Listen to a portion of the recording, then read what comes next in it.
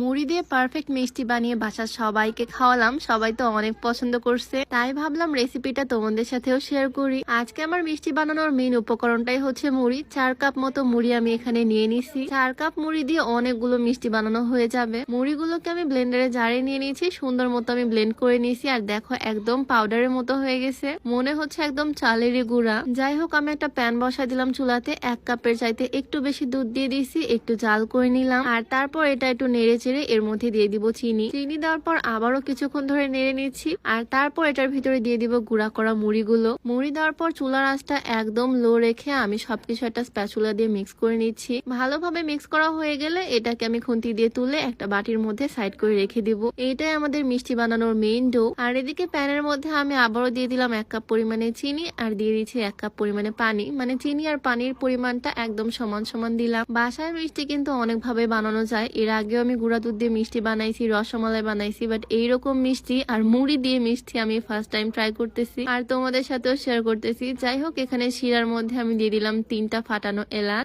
আমার এই শিরাটা বানানো হয়ে গেলে এটাকে ঢাকা দিয়ে এক সাইডে রেখে দিব রেস্টে। আর এইবার শুরু আমাদের মিষ্টি বানানোর মেইন প্রসেস। এই মুড়ি যে মিশ্রণটা আমি রাখছিলাম, এই মুড়ি মিশ্রণটা এখন তৈরি করে নিব। 2টা ডিম দিব এটার ভিতরে। আমি 4 কাপ মুড়ির জন্য 2টা ডিম ইউজ করতেছি, তোমাদের ইচ্ছা মতো ডিমটা দিবা। আমি 10 টাকার গুঁড়া দুধগুলো কিনছি, 4 প্যাকেট এখানে ইউজ করছি, আরেক প্যাকেট নিজেই খেয়ে ফেলছি। আর এটার মধ্যে আমি দিয়েছি সামান্য পরিমাণে বেকিং পাউডার। তারপর সবকিছু ভালোভাবে হাত দিয়ে মিক্স করে নিচ্ছি। এই মিশ্রণটা দিয়ে কিন্তু মিষ্টিগুলো তৈরি হবে। সুন্দরভাবে হাত দিয়ে ডলে ডলে মাখিয়ে নিচ্ছি। আর এর মধ্যে দিয়ে দিলাম সামান্য পরিমাণে ঘি। সবকিছু একসাথে ডলে ডলে মিক্স করার পর এইটা এরকম আঠালো হয়ে যাবে। হাতে আমি ঘি মাখিয়ে নিয়েছি। এখন অল্প অল্প করে এই ডোগুলো নিব আর একটু একটু করে গোল গোল করে মিষ্টি শেপ করে নিব। মিষ্টিগুলো আমি লম্বা লম্বা করে শেপ করে নিছি। গোল গোল করে নিলে ফেটে যাওয়ার সম্ভাবনা থাকে ভাজার সময়। যদিও আমার লম্বাগুলোর মাঝখানে অনেকগুলোই গোল গোল হয়ে গেছে, এগুলো হয়তো ফেটে যাবে হালকা করে, কোনো বিষয় না, টেস্টটা ঠিক থাকলেই হবে। যাই হোক, আমি এখানে আরেকটা প্যান বসাই দিছি, অনেকটা পরিমাণে তেল দিয়ে দিলাম। আর এর মধ্যে আমি দিয়ে দিচ্ছি মিষ্টিগুলো। তেল গরম না হতে আমি মিষ্টিগুলো ছেড়ে দিছি। এখন আস্তে আস্তে তেলটাও গরম হবে আর মিষ্টিগুলো ভাজা শুরু হয়ে যাবে।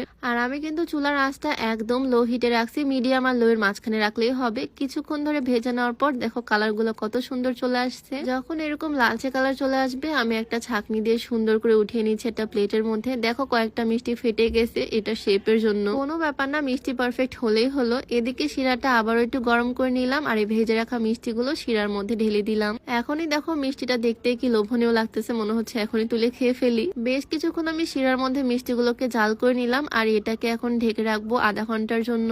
আধা ঘন্টা অপেক্ষা করার পর ঢাকনা খুলতে দেখি মিষ্টিগুলোর অবস্থা এইরকম। দেখতে কিন্তু দারুণ হয়েছে, বাট আমি জালটা বেশি করছি, তার কারণে শিরাটা একদম কমে গেছে। তোমরা চাইলে শিরাটা আর একটু বেশি রাখতে পারো। বাট মিষ্টিগুলোর স্বাদে কিন্তু কোনো কমতি নাই, স্বাদ আমার দারুণ লাগছে আর সবাই অনেক পছন্দ করছে আমাদের বাসার। তো মুড়ি দিয়ে ঝটপট এই টেস্টি টেস্টি মিষ্টিগুলো আমি আজকে বানিয়ে ফেললাম, চাইলে তোমরাও ট্রাই করে দেখতে পারো। তো আজকের ভিডিও ছিল এই পর্যন্তই, দেখা হচ্ছে নতুন কোনো ভিডিওতে। আল্লাহ হাফেজ।